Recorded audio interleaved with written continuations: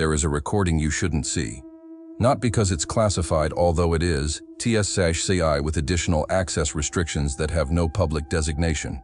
Not because what's on it is politically inconvenient, although it is, and the Pentagon lawyers spent 18 months ensuring it would never reach a congressional hearing with intelligible subtitles. It's because there is a specific moment on that recording at 31 minutes and 14 seconds of LaDavid Johnson's helmet cam file, recorded 47 minutes after he went down in the sorghum in Niger, where something passes through the lens that the JSOT TS analyst who watched the file described, in a handwritten note that was destroyed 3 days later, as inconsistent with any person or thing that should have been in that field at that time. The analyst signed the NDA that afternoon. He never spoke again. I knew about the note because I was in the room when he wrote it, and because memory doesn't require a security clearance to persist. Now you know.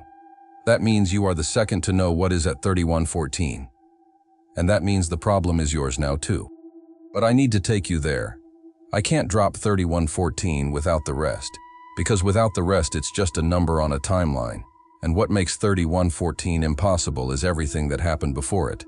Everything that happened before started in Wallam, 116 kilometers north of Niamey, on an October morning when the Sahel had that specific end-of-season heat that gets into your clothes before it gets into your lungs, and when SFOTA 3212 was preparing the Echo 7 patrol with the same calm precision they prepared every patrol that rotation, and when nothing in the data available at that moment indicated that day would be any different from any other day.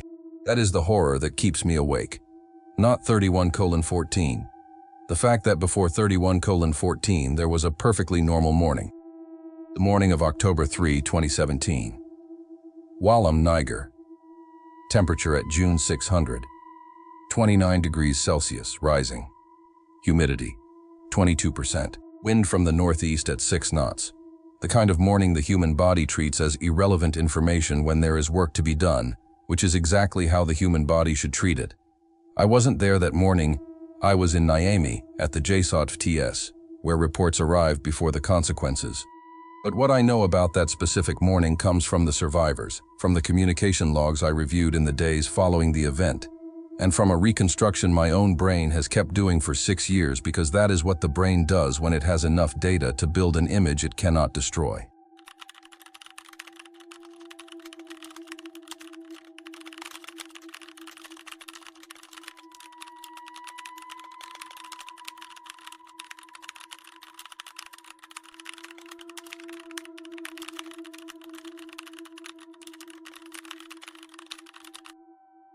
Good job before the work began.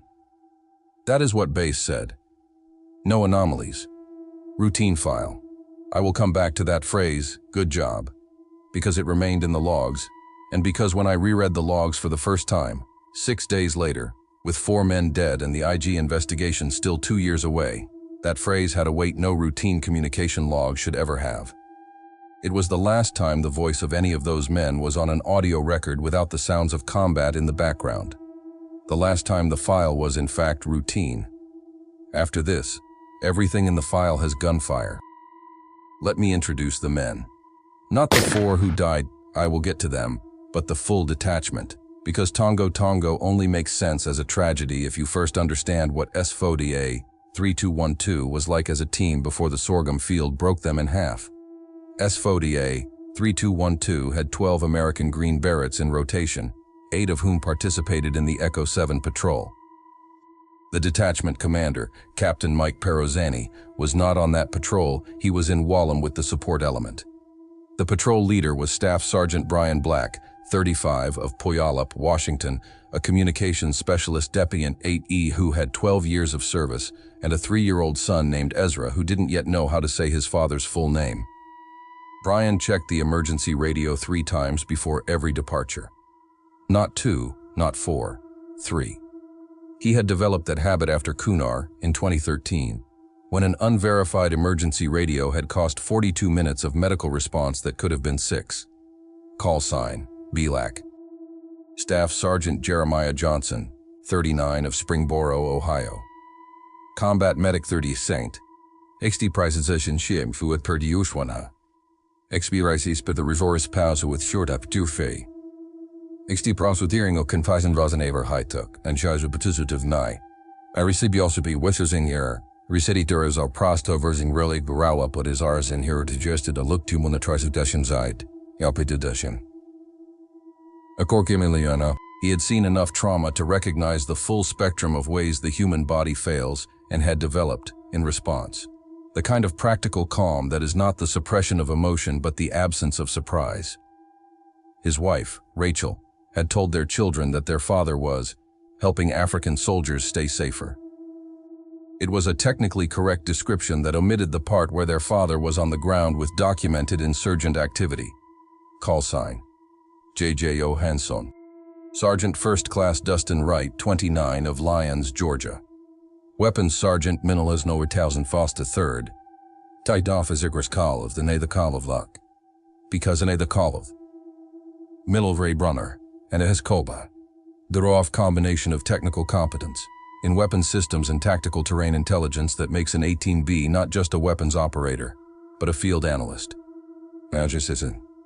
Weapons operator, but a field analyst. In the last radio call he had made home, on the night of October 2, he had told his mother that the next patrol looked quiet, a risk assessment based on the briefings available at that moment, which was also the last communication the family would ever have with him. Call sign: WRIGHT. Staff Sergeant LaDavid Johnson, 25, of Miami, Florida. He was the youngest on the patrol. He wasn't the least experienced. He had done Afghanistan. He had done operations in West Africa, but he had the specific energy of 25 years of life that had not yet had time to calcify into caution. His wife, Maishia, was pregnant with their second child. 6 weeks later, LaDavid Arlen Johnson Jr. was born without a father. LaDavid Johnson Sr. never knew that his son would carry his name. There was no time for that conversation before October. Call sign: LeJohanson. The other 4 Americans on the patrol: Staff Sergeant Jeremiah Huff, Staff Sergeant Emmanuel Boehm, Sergeant Michael Squires, and Sergeant William Dowd, who was no relation to me despite the shared surname and whose call sign was DOWD2, to avoid confusion, survived. They are alive. They have lives. They carry the specific weight of having been in the same field and having stayed when 4 of their own did not. And that weight is not what I am here to document, because that weight belongs to them and not to me. What I am documenting is what the data allows me to document and what memory compels me to document, which are 2 different sets with an overlap that includes 31 to 14. The 31 Nigerian soldiers of the 1st Battalion, 42nd Infantry were, and I need to be precise here because the official narrative treated them as a background variable, and they were not men with families and skills and stories that are no less real for not having appeared in Pentagon press conferences. Most survived. Some died. Those who survived gave testimony to Nigerian authorities, the content of which was never fully integrated into the American investigation because bilateral coordination for this type of review is, in practice, much less fluid than defense cooperation agreements suggest on paper. What the Nigerian soldiers saw in that sorghum field was recorded. It is in the archives of the Nigerian Armed Forces. It was never shared with the American families. That is relevant. I will come back to that. But before getting to the field, I need to tell you what was in the documents SFOTA 3212 had available when what was in the documents they should have had but didn't.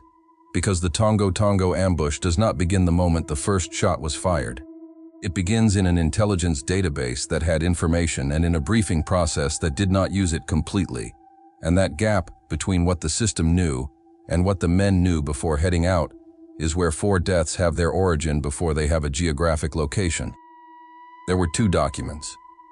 The first, a threat assessment report for the Tillaberi area, dated August 2017, produced by the JSOUT-TF and TS in Niamey, which described the Islamic State in the Greater Sahara ISGS as operationally active in the region with a documented capacity for rapid mobilization in response to American force presence. The report included a specific assessment note. Local observer networks report presence of American forces to ISGS at estimated intervals of 2 to 4 hours after initial sighting. 2 to 4 hours. That was written down. In August, SFOTA 3212 was going to spend the night in Tongo Tongo. An entire night. a 12-hour observation window for any observer network that existed in the village. The math of those two data points, 2 to 4 hours of mobilization and 12 hours of stay, did not require advanced analysis. It required simple multiplication, and simple multiplication was not in the Echo 7 patrol preparation briefing.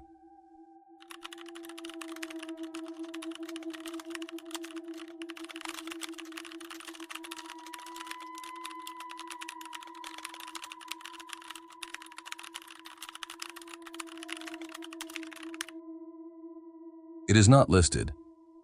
4 words. 4 words that contain, in cold file format, the distance between what the system knew and what the men knew.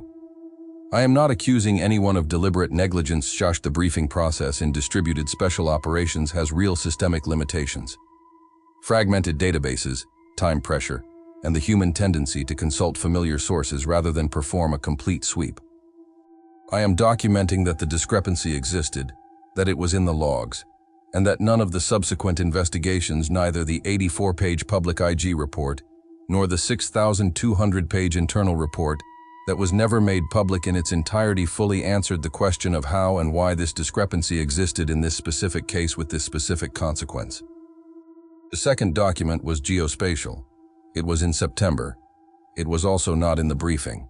I will get to that later. First, I need to take you to the field. Tongo Tongo. October 3, 2017, late afternoon. The patrol reached the village at 14:17 local time, within the ETA. The village was a collection of adobe and thatch structures that the Sahel heat had processed over decades into a color uniformity that made it difficult to distinguish where a wall ended and the ground began. The smell was specific animal dung, wood cooking smoke, the mineral note of the dry soil that Niger has at the end of the rainy season, when the sand still has a memory of moisture but the moisture is gone. Black and JJ Henson climbed out of the vehicles first. Standard procedure: patrol leader and combat medic perform initial environment assessment, while the rest maintain position in the vehicles. Black scanned the visual perimeter in 30 seconds. He told the internal radio. Village quiet. Population presence normal. No visible threat. Correct procedure. Professional analysis. Verifiable result. No visible threat. What was not visible was the man at the back of the third house from the northern entrance of the village who was using a phone when the patrol entered.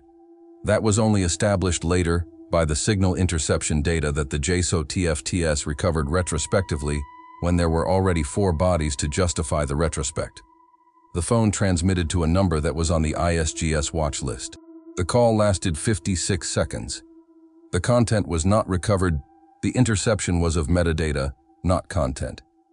But 56 seconds of metadata to an ISGS number 30 seconds after an American patrol enters a village is, in the words of the JSOT TS analyst who showed me the data in an informal conversation in November 2017, exactly what an observer call looks like. Exactly what it looks like. Stated informally in November afterwards. Not documented in August for the briefings that could have changed the decision to stay overnight. Not documented for the right moment. For the only moment that mattered. The meeting with the village leaders lasted 2 hours and 40 minutes. I do not have access to the content of that meeting beyond the human intelligence summary that Black transmitted to base at the end, which said, Humanos from Tongo Tongo. No hostile activity reported locally, no indication of immediate ISGS presence in the area, population cooperative. No hostile activity reported. No indication of immediate ISGS presence. What the village leaders said in that meeting, and what they eventually did not say, is one of the questions that remained permanently unanswered because the village leaders were never interviewed by American authorities under conditions that guaranteed a complete response, and the testimonies they gave to Nigerian authorities never reached the American investigation process in unfiltered form. I know there was one specific village leader who remained silent for most of the meeting. I know this because it is in Black's log of notes. One leader silent for the majority. One line. A professional observation recorded without alarm, because silence in local leader meetings has multiple explanations and the most hostile is rarely the most likely. But it was recorded. The line was there. The detachment stayed overnight. Approved procedure. The decision to stay overnight had authorization from base based on the patrol commander's risk assessment on the ground, which was Black, whose assessment was professionally sound given the data he had. I repeat that because it matters. Black made the right decisions with the data he had. The problem was not his analysis. It was the completeness of the data available for that analysis. That distinction between failure of judgment and failure of the information system is the one official investigations never articulated with sufficient precision, because articulating it with sufficient precision implied naming the system, and naming the system implied naming the decisions within the system, and naming the decisions implied naming the people who made them, and the people who made them were writing the investigation reports. The night in Tongo Tongo. The temperature dropped to 22 degrees, which is the kind of cool Nigerian October weather that the body treats as a luxury after a day at 38. The men set up a guard rotation in pairs. Black and LJOOA and Son took the first shift. WRIGHT and JJOA and Son the second. The other four the third and fourth. The Nigerian soldiers established their own guard perimeter, coordinated but separate, the tactical distance between partner forces that is at once necessary protocol and a symptom of the real level of trust that exists between forces with different training and operational cultures. The night passed without reported incident. No anomalies in the logs. At 04:30, Black wrote in the field log, "Night quiet. Departure planned for June 600. Quiet." The Sahel at 04:30 has the kind of silence that precedes the sound of birds, when the darkness still has density and the horizon still has no color, and in that specific silence the patrol woke up and ate and checked their gear and prepped the vehicles for the return to Wulam. Quiet.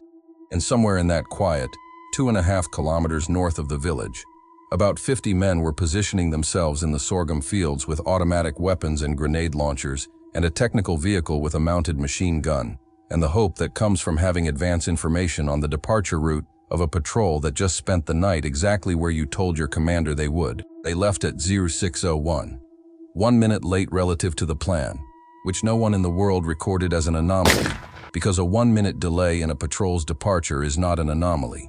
It's life. It's the difference between the plan and reality that exists in any operation. It was also, in this specific case, an additional minute of window for the positioning to the north to be completely finalized before the column reached the sorghum field. I don't know if that minute mattered. I don't know if the ambush was ready at Zoo 600 or Zoo 601 or Zoo 605. But I know that the sorghum field was 4.2 kilometers from Tongo Tongo via Route Lima, that the column was traveling at an average non-tactical off-road vehicle speed of 25 kilometers per hour on uneven terrain, and that the arithmetic places the arrival at the field between 0606 and 0619. According to the timestamp on Black's communication log, the first shot was fired. 0619. I write it out because every digit carries weight. 0619 on the morning of October 4, 2017. The sun was 18 minutes high. The dry sorghum was 2 meters tall and stretched in all directions from Route Lima, with a density that made effective horizontal visibility less than 5 meters in any direction perpendicular to the road. The column was in a transit formation, not a combat formation, because they were on a mission classified as reconnaissance and not combat, and transit formation is the correct formation for a reconnaissance mission, and combat formation is the correct formation for a combat mission. And the decision on which mission this was stored in a form in Niamey that said one thing while the terrain was preparing to say another. The first shot came from the right, then from the left, then from the front. 50 men, well coordinated, positioned in a triangle, with the column in the center of the triangle, which is the ambush positioning that maximizes crossfire fields and minimizes evasion capability, not improvisation. Planning. What happened in the first 30 seconds of the engagement is described in the survivors' testimonies with the characteristic fragmentation that an ambush produces. Each man has a fragment of the picture, and the fragments do not fully form a consistent whole. What is consistent across all testimonies? Belak was transmitting contact before the echo of the first shot even stopped. The transmission reached the JSOF TS in Niamey with a 2 to 3 second lag, which is the normal satellite communication lag in that region. The transmission said, ECH-07 to base, contact. Multiple contact. Ambush. Position Lima 4. request immediate QRF. CAS, close air support. QRF, quick reaction force. Both existed, in theory, for exactly this type of situation. In theory. But here is where the timeline begins to matter more than anything else in what I am about to say, so I am going to give you the times with the precision that the logs allow, because the times are the argument. The times are what remains after everything else is filtered by investigation, official narrative, and consequence management. The times are in the logs. And the logs say the following. June 619, first shot, BLAC transmits contact. June 621, Bayes acknowledges receipt. Initiates the CAS request process to AFRICOM, Africa Command, Stuttgart, Germany. June 634, OFRICOM acknowledges receipt of the request. Status. Under clearance review. June 641, the first Reaper and MQ-9 drone with no authorized weapons in the region, because the mission was reconnaissance, arrives in the airspace over Tongo Tongo and begins transmitting images to Stuttgart. The drone sees the battlefield. Stuttgart sees the battlefield. The drone has no strike authorization because the mission was reconnaissance, and weapons authorization for drones in Tillaberi required separate approval that was not requested because it was not required for a reconnaissance mission. JAO 712. First French aircraft. Mirage 2000s from the Armée de l'Air overflight clearance granted. They arrive in the area. They conduct low-altitude show-of-force overflights. They do not have strike authorization due to rules of engagement coordination issues with the dissolving Nigerian forces. July 741. Private French contractors ex-military, contracted security firm, civilian helicopters arrive at the scene. July 741. 4 Americans have already been dead long enough for their body temperatures to begin equalizing with the air temperature. From BLAC's first contact transmission to the arrival of the contractors, 1 hour and 22 minutes. For 1 hour and 22 minutes, the drone was recording. Stuttgart was watching. Someone, somewhere in the clearance process, was reviewing the CAS request. And in the sorghum field, at 14 degree 31 pound 42 degrees 04 E, 4 American Green Berets were dying while the system that existed to support them was completing the process of authorizing that support.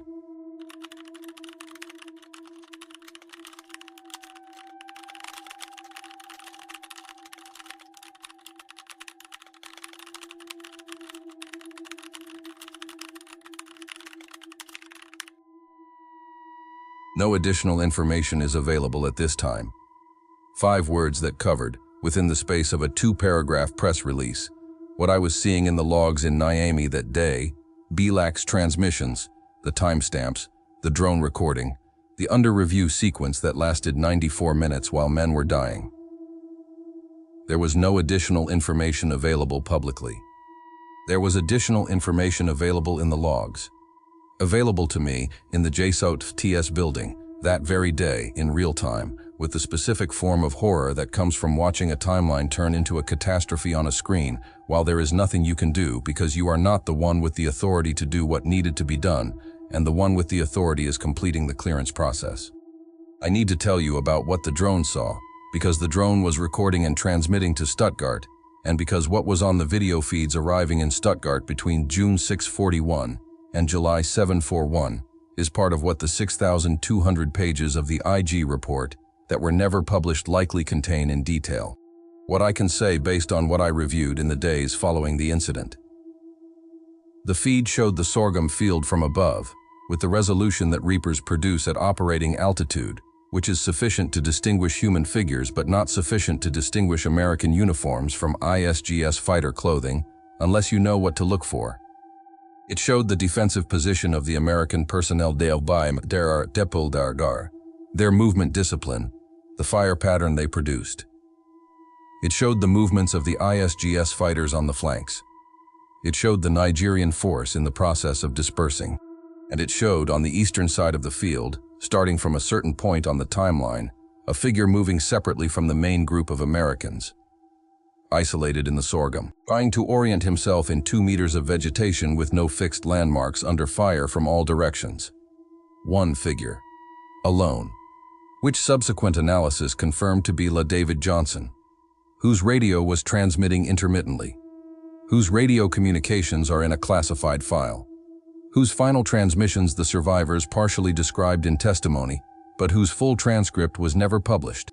The figure on the drone feed that Stuttgart was watching while the CAS clearance process was under review. 48 hours later, when David Johnson's body was found 1.4 kilometers from the point of highest concentration of the initial combat, Nesh 1.4 kilometers, alone in the Nigerian sorghum for 48 hours, the helmet cam he was wearing was still attached to his helmet.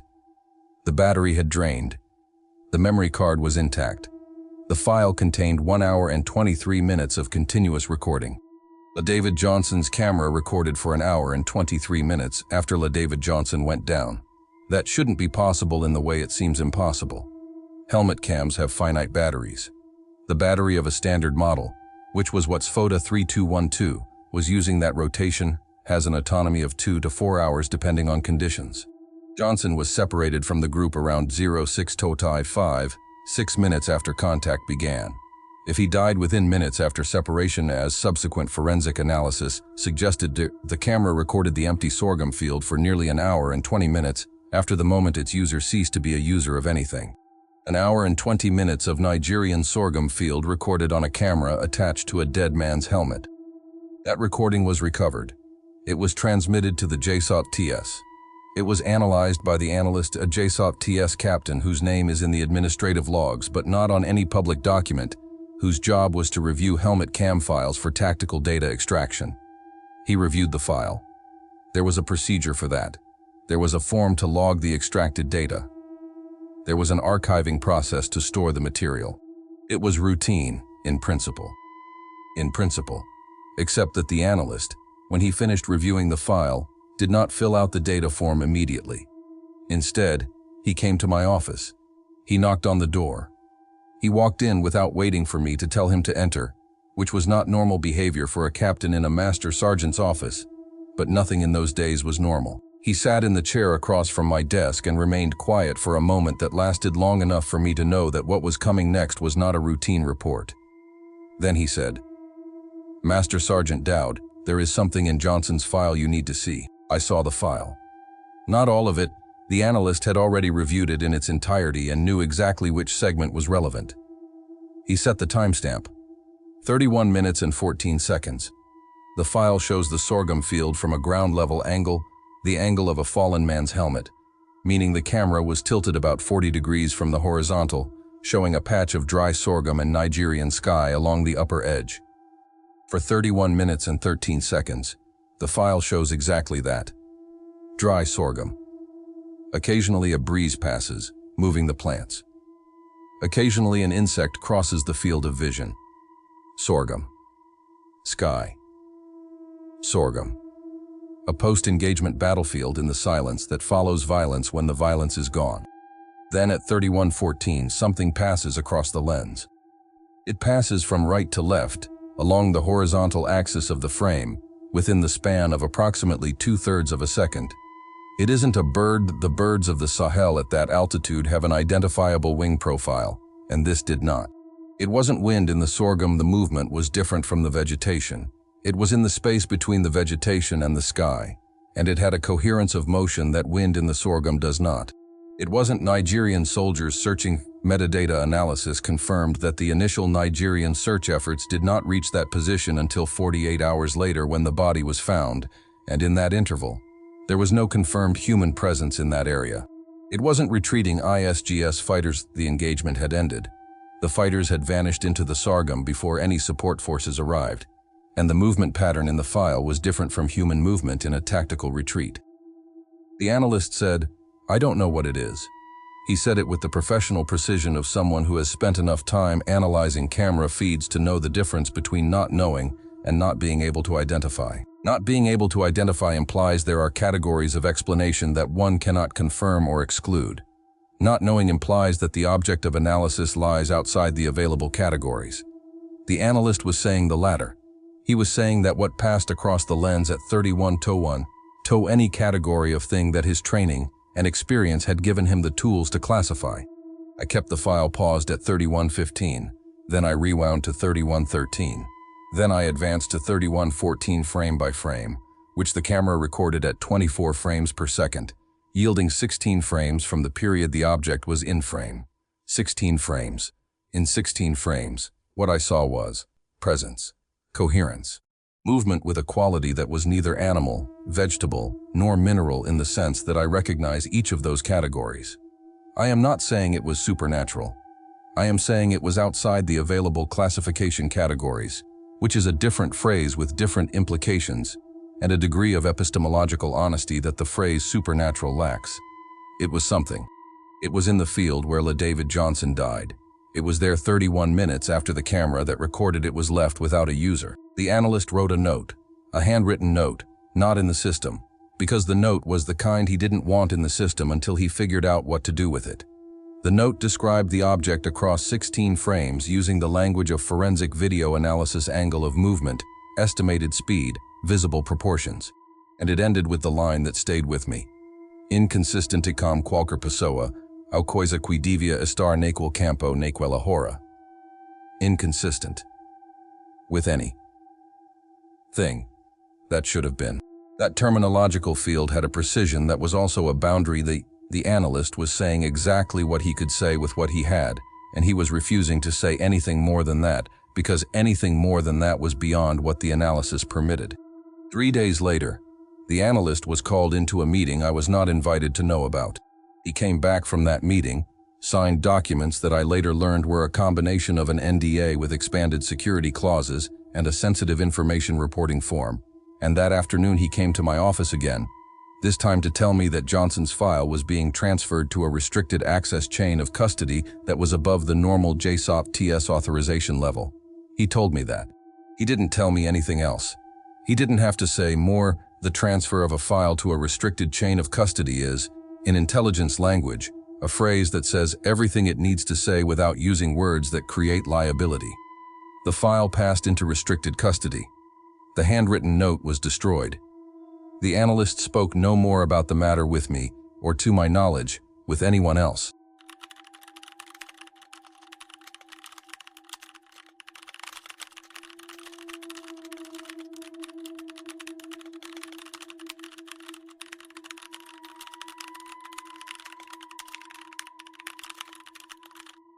Indefinite. Military files have classification review dates. They have scheduled declassification windows. They have archiving protocols for incident evidence with timeframes determined by the nature of the incident.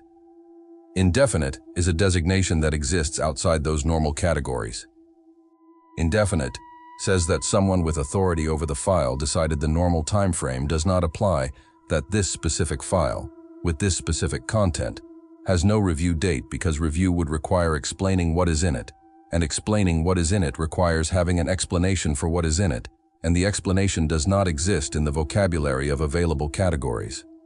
Indefinite is the word the system uses when the system does not know what to say and prefers to say nothing at all. I should have said something then. That is the issue I live with. I should have escalated it, taken what I knew about 31:14 and about the destroyed note, and about the custody transfer to a superior who had the authority to ask questions I didn't have. I didn't do it. And the reason I didn't do it wasn't cowardice, at least not the cowardice of someone afraid of personal consequences. It was a more complex version of paralysis that comes from working within a system long enough to know what happens when you raise a question the system lacks the language to answer. The question disappears. Not the question itself, the question remains. Because questions don't disappear just because the system doesn't answer them. But the formal process that should be the response mechanism absorbs the question and produces processed silence instead of an answer, and processed silence is more absolute than simple silence because it takes the form of an answer without the content. I knew that. And I stayed silent because I did. That is all I can say about it. But I didn't stay completely silent. I did one thing. Before the file was transferred to restricted custody in that afternoon between the moment the analyst told me it was going to be transferred and the moment the transfer was completed, I wrote the relevant timestamps down in a personal notebook that was not military equipment and was not subject to the same archiving protocol. I wrote 31 14" and I wrote the description of what I saw in the 16 frames and I wrote the line from the analyst's note that had stuck in my memory. I didn't photograph the file. That would have been a clear violation of security protocols that I was not willing to break. I wrote down what my memory had retained. And that notebook existed for 6 years in a place I will not describe until I decided that what is in it should be in this document. Now I need to tell you what the official investigation said and what it didn't say, because there is a difference between the two that represents the space where the families of 4 men have lived with questions for 6 years. The Department of Defense Inspector General's report, produced in October 2018, 1 year after the event, had 84 pages in the public version and 6,200 pages in the full version that was never made public. The 84 pages said, in summary, the mission was planned and executed within applicable procedures.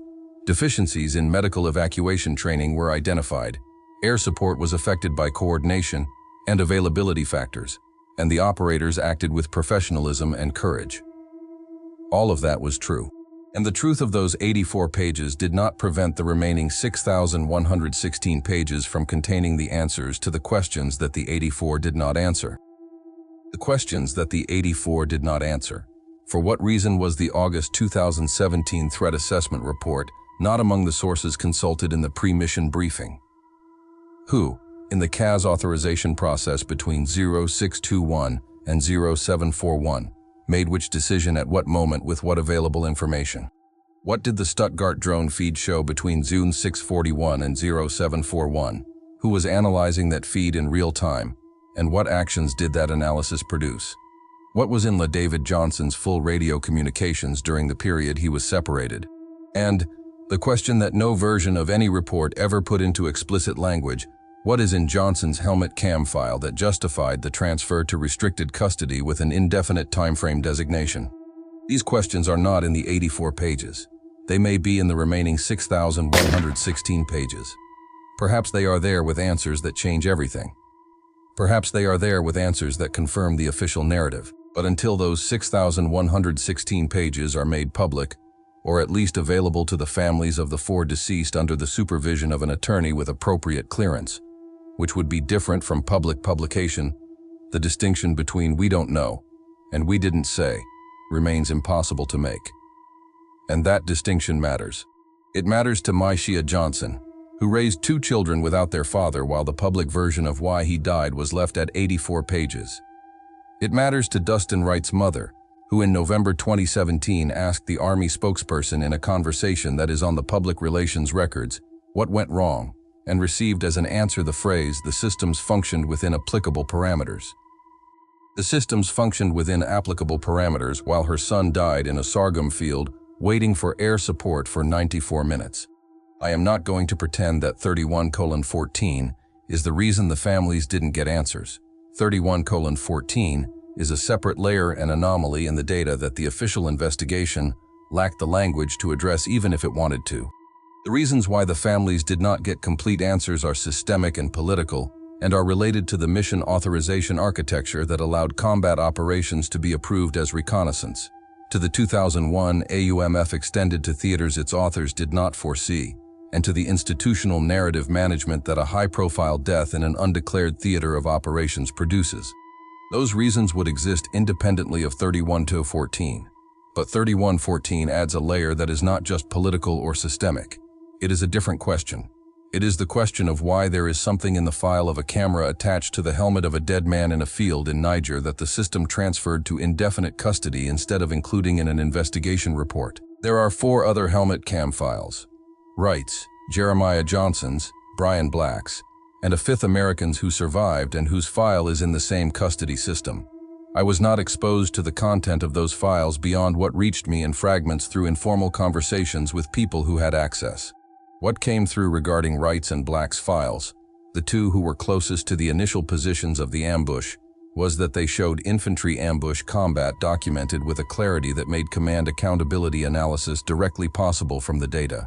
Which means they showed what was happening on the ground in sufficient detail to turn the question of what was the CAS clearance process doing for 94 minutes while this happened into a question with a verifiable answer, rather than a question with an answer conditioned on coordination and availability factors. Files that make questions verifiable are files that have consequences for those who make the decisions those questions challenge. Helmet cam files from Special Forces missions with fatalities and subsequent analysis of support failure are exactly the kind of files that create the kind of consequences that the institutions that made the decisions have a structural incentive to manage through classification rather than publication. I am not accusing anyone of a deliberate cover-up. It is possible that every classification decision has an honest procedural justification. I am saying that the structural incentive exists, and that when the incentive exists, and the outcome is consistent with that incentive, the question of causality is not paranoia. It is methodology. But 31,020 lie on their another. Then what's about the benekrisadage chuovichu? Molson for here side vidi bolso. It fits into another category that the classification system rarely uses explicitly but which exists. Information whose disclosure would create a disruption that the system lacks the tools to manage. Disruption. Not a national security threat. Not a compromised intelligence operation. Disruption. What passes across the lens at 3114 is a disruption. For the investigation process. For the narrative of numerically superior enemy forces in a complex theater of operations. For the ability of any Pentagon spokesperson to answer the question that would inevitably follow if 31:14 became public, which is the question that no spokesperson of any military or civilian institution is equipped to answer. What is that? 4 years later, 2021, an investigative journalist who was working on a long-form piece about the Tongo Tongo deaths contacted me through channels I will not describe, because protecting his sources includes not documenting how he reached each one. I neither confirmed nor denied anything specific. I had the 2017 NDA. I also had the knowledge that the NDA covered what had been formally shared with me in an official context, and that what was in the personal notebook, the timestamps, the description of the 16 frames, the line from the destroyed note was, technically, unclassified memory of something I observed, but which was never formally presented to me as classified material. That is a legal distinction I should have explored with a lawyer before acting on it, which I had not done. Therefore, I told the journalist nothing. The journalist published the piece without 31:14. The piece was good. It documented the pre-mission intelligence failures, the discrepancy between mission classification and operational environment, and the timeline of the air support. It was widely read. It produced congressional hearings. It produced statements from the Pentagon. It did not produce the publication of the 6,116 pages. It did not produce the transfer of the families to a custody status with access to the full circumstances of their members' deaths. It did not produce an answer to the question of 31:14, because the journalist did not know that 31:14 existed. Now you know, and I need you to understand what that means, because what it means is more complex than there is a secret that has been kept. What it means is that there is a file in a custody system with an indefinite designation that contains 16 frames of video of something an analyst described as inconsistent with any person or thing that should have been in that field. And that file is in a system that has the same analytical capabilities I had when I saw those 16 frames in October 2017. And the people who manage that system know what is in those 16 frames with the same degree of precision that I do, which is the degree of precision of inconsistent with available classification categories, which is the degree of precision of not knowing, and that not knowing is the condition in which the file will remain indefinitely, because indefinitely is the only answer the system can give when analysis produces not knowing. Let me tell you what I know about the dead men that isn't analysis. That isn't a timeline. That isn't 31:14. Dustin Wright had an Atlanta Braves jersey that he kept in an outer pocket of his mission pack, not inside, where the gear that mattered was, but outside, where it was accessible. I don't know why it was there. I know it was there because it is in the inventory of recovered gear. A Braves jersey in an outer compartment of a mission pack in a Nigerian sorghum field. It is the most specific thing in the records about Dustin Wright's private life at the moment that life ended. Jeremiah Johnson had sent a text message to Rachel that morning before leaving. The message is in the communication logs, unclassified, just cell phone carrier records that Rachel shared with investigators and that were referenced in a congressional investigation document I read in 2019. The message said, "Heading out. Good mission probably. Talk soon. Talk soon." 2 words that are the smallest promise there is, and one that went unfulfilled the way all small promises go unfulfilled when the sorghum field closes in. Brian Black had performed the third check of the emergency radio before leaving. I know this because it was in Black's log. He noted the checks, a habit from Kunar, as I described before. The third check was logged at 5:54, 25 minutes before departure. The emergency radio that was checked 3 times at V554 transmitted contact at June 619 and transmitted Black's final communications during the engagement, and then, I don't know the exact time, ceased transmitting. A radio checked 3 times that worked exactly as it was supposed to. The procedure was right. The outcome was not.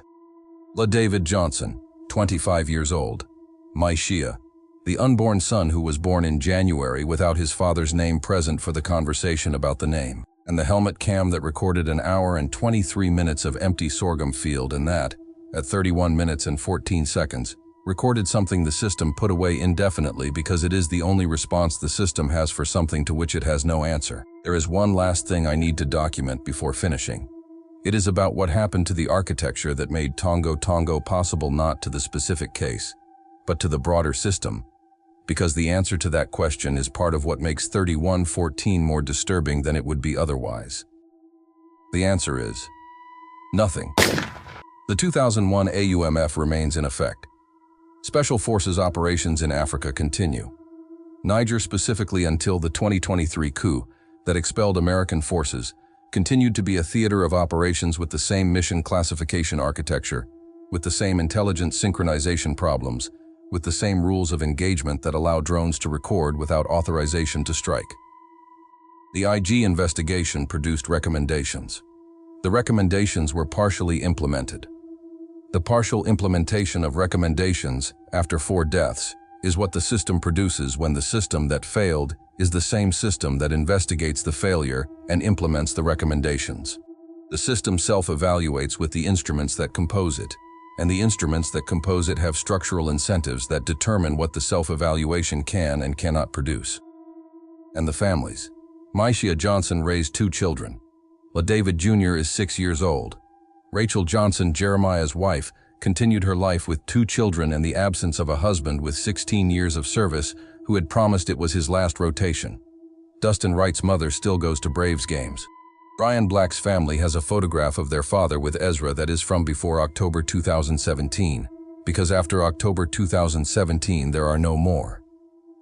These people received what the system offers when a soldier dies: ceremonies, medals, statements of condolence, pensions.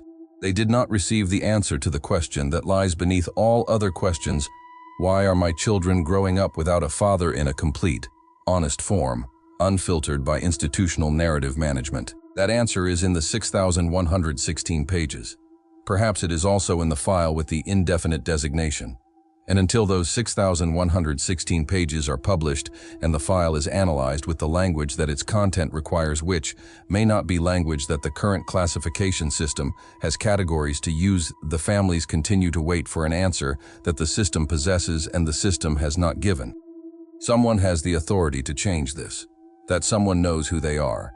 And until that someone uses that authority, David Johnson's file remains in custody with an indefinite designation, and 31 Poland remains in the notebook I kept, and the 4 helmet cameras continue to show a sorghum field that has no answer for what happened in it. I finish here. Not because I have said everything, there are things I have not said because the tools I have to say them are not adequate for what they are, and using inadequate tools to say important things is worse than silence. 31 Towan 14 is in that category. I described what I saw. I described what the analyst said. I described what is in the notebook. I cannot do more than that with the instruments that epistemological honesty allows me to use. What is in the 16 frames is in the 16 frames, and the 16 frames are in a restricted access file, and restricted access is where it will stay until someone with authority decides that the disruption of opening the file is less than the disruption of keeping it closed. Dustin Wright, Jeremiah Johnson, Brian Black, David Johnson, 4 men. A sorghum field, a camera that kept recording. And at 31 minutes and 14 seconds, something that shouldn't have been there. You know now. And knowing, as I discovered in October 2017, is not the end of anything. It is the beginning of a question that has no answer within the available categories. Welcome.